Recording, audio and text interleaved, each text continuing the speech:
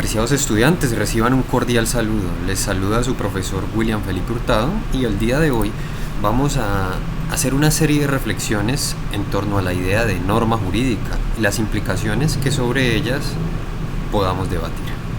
En primer lugar, debemos aclarar como categoría norma jurídica, ya que en nuestro contexto social es posible reconocer otro tipo de normas de tipo social que no necesariamente tengan una implicación jurídica, normas de carácter religioso, moral, ético, si se quiere, y una serie de categorías que podemos mirar al margen del ordenamiento jurídico. Pero cuando nos referimos a la norma jurídica, hablamos concretamente de aquella que está insertada dentro de un ordenamiento jurídico.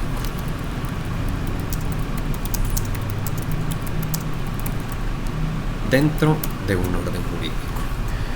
Durante mucho tiempo y en diferentes sistemas jurídicos, la norma ha sido considerada la principal fuente formal de derecho, es decir, el principal elemento por medio del cual se crea derecho para intervenir situaciones o conductas de carácter social.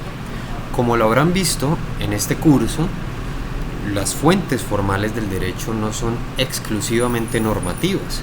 Hay otras, como la jurisprudencia, la costumbre, la equidad, la misma doctrina, etc. Pero aquí se destaca a la norma jurídica como una de las principales que existe en este sentido. ¿Qué podemos decir nosotros de la norma jurídica tratando de aproximarnos a una definición? Aclarando en primer lugar que las definiciones en torno a este concepto son múltiples, muy variadas y diversas. Pero básicamente cuando hablamos de norma jurídica estamos hablando de un mandato que dirige un comportamiento o comportamientos social o sociales. Es decir, que si tratamos de describir desde una línea filosófica, podemos identificar el objetivo de la norma jurídica desde la deontología. Las normas no se limitan a describir una situación social, mucho menos natural, sino que interviene desde la deontología, es decir, desde el deber ser, para, bajo el propósito de una coexistencia civilizada, pacífica, equilibrada, se pueda definir qué comportamientos son aceptados y reprochados. Las normas jurídicas tienen un elemento coactivo, un elemento coercitivo que las hace de obligatorio cumplimiento. Y por eso se suele identificar dentro de las normas jurídicas algo de lo que ya hablaremos, aquellas que son imperativas y que están mediadas por un supuesto de hecho, que es la situación regulada, seguida de una consecuencia jurídica, que es lo que se impondría en caso de incurrir en ese supuesto de hecho.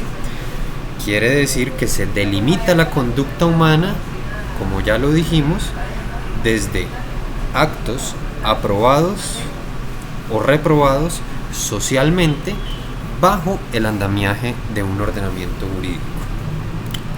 Cuando hablamos de normas jurídicas, es importante también reconocer que existen tipos de normas, y aquí hay una claridad muy importante.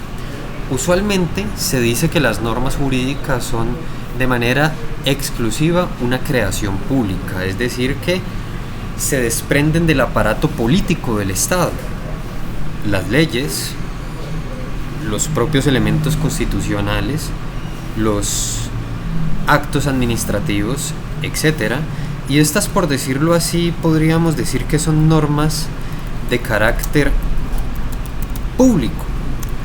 Pero esto es algo que merece la pena discutir, porque dentro del sistema jurídico también pueden reconocerse normas con implicación jurídica, es decir, que conducen a consecuencias jurídicas que no necesariamente son públicas, aunque se tengan que someter al imperio del aparato público, por supuesto. pero podríamos reconocer perfectamente normas de carácter privado, como bien lo podrían ser las familiares o de contextos o escenarios sociales privados, como por ejemplo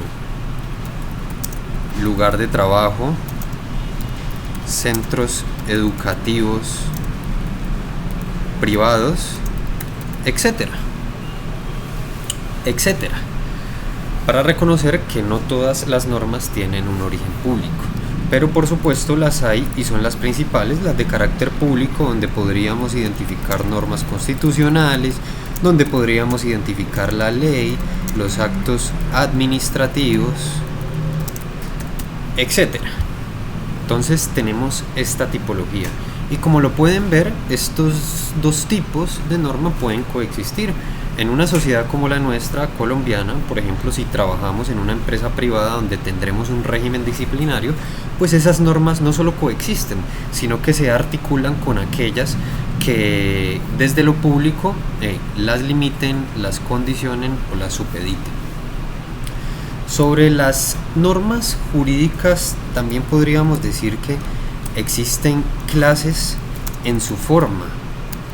Entonces, aunque hay varias, aquí podríamos rescatar dos elementos. Normas que se consideran dispositivas. Estas son normas que básicamente definen situaciones o instituciones.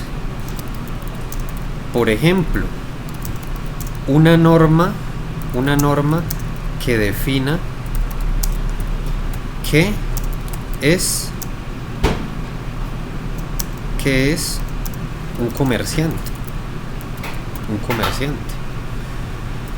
Entonces, digamos que haya una norma que diga un comerciante es alguna persona que ejerce un oficio autorizado por la ley y se lucra de ello, por poner un simple ejemplo, que no necesariamente es la definición que se acoge dentro de nuestro ordenamiento jurídico, pero que la doy en términos generales para que se pueda comprender.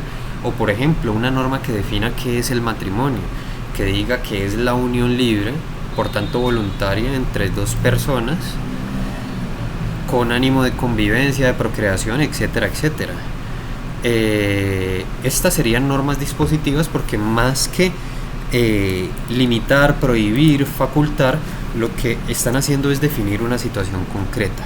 Pero hay normas que se pueden considerar que son imperativas, que ya tienen una regulación concreta que está dirigida a intervenir, y esa intervención se da a partir de un supuesto de hecho que tiene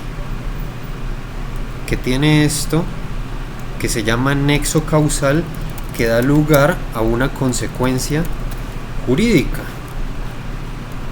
A esto de acá le vamos a llamar nexo. Un supuesto de hecho que da lugar a una consecuencia jurídica. Entonces, un ejemplo, el más fácil de comprender, que es una norma de carácter penal, por ejemplo, una disposición que diga el que matare a alguien incurrirá de X a Y años de pena privativa de la libertad en prisión. Entonces, ¿cuál sería el supuesto de hecho?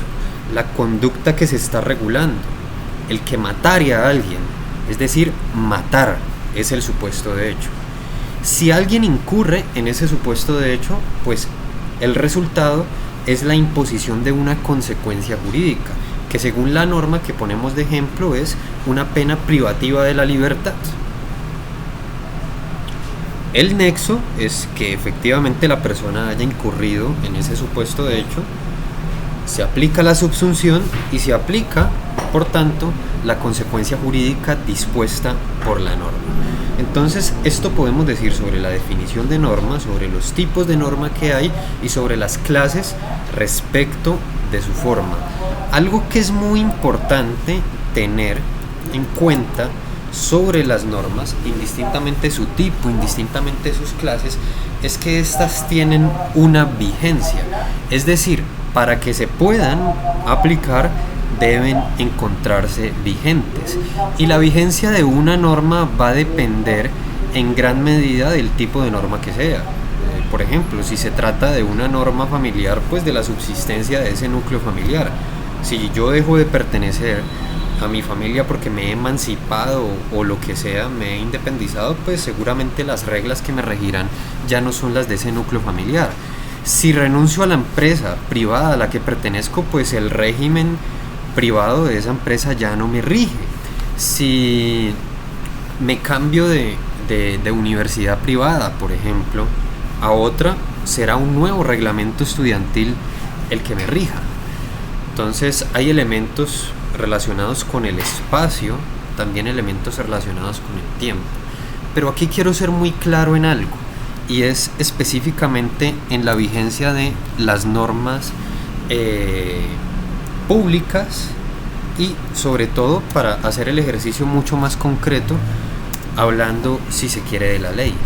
Para que una ley, si queremos poner este ejemplo de norma, se encuentre vigente, pues es una ley que deba estar, valga la redundancia, en plena vigencia, que quiere decir aprobada por el legislativo y sancionada por el ejecutivo conforme a los procedimientos legislativos que ya para el escenario colombiano ustedes van a ver en otras materias o cursos específicas. Entonces, cada vez que ustedes escuchan que se está debatiendo un proyecto de ley, no quiere decir que éste entre a regir. Siempre que se apruebe y se sancione, tendrá vigencia. Y de hecho las leyes en su propio texto suelen decir a partir de cuándo tienen su vigencia, si a partir del momento de la sanción o si a partir de una fecha específica. Tengan en cuenta esto. Y hay también unas circunstancias en las que las normas, como la ley, dejan de tener vigencia. Cuando, por ejemplo, en ciertas circunstancias, una ley deja de tener vigencia porque estableció una vigencia determinada. Por ejemplo, se dijo el contenido total o parcial de esta norma tendrá una vigencia del año tal al año tal. Por ejemplo, lo que pasaba con la Comisión para el Esclarecimiento de la Verdad en el marco de nuestra justicia transicional. Tenía una vigencia determinada, pero recuerden que con un reciente pronunciamiento de la Corte Constitucional, esta vigencia se extiende hasta el año 2022. Ese es un caso. Otro caso de terminación de la vigencia puede ser la declaratoria de inexequibilidad. La Corte o Tribunal Constitucional, para poner el ejemplo de Colombia, Corte Constitucional, puede, como guardiana de la Constitución, declarar leyes inexequibles, es decir, contrarias a la Constitución, y expulsarlas del ordenamiento jurídico. Cuando la Corte hace esto, la norma deja de tener vigencia. Y otra circunstancia en la que una norma puede dejar de tener vigencia es cuando es derogada por una norma posterior. Si el Congreso expide una norma que regula el mismo tema que establecía la norma anterior y lo regula en un sentido diferente, pues la norma posterior, y este es un criterio que ustedes van a ver en hermenéutica jurídica o interpretación jurídica, la norma posterior, cuando ofrece un sentido diferente sobre el mismo tema, deroga a la anterior y por tanto rige la nueva norma. Estas son algunas de las circunstancias en las que una norma, por ejemplo una ley, puede perder vigencia. Y queridos y queridas estudiantes, estas son algunas de las reflexiones generales que nosotros podríamos hacer en torno a la norma jurídica. Espero haya sido de su utilidad y les sea de mayor provecho para las actividades que tendrán que realizar.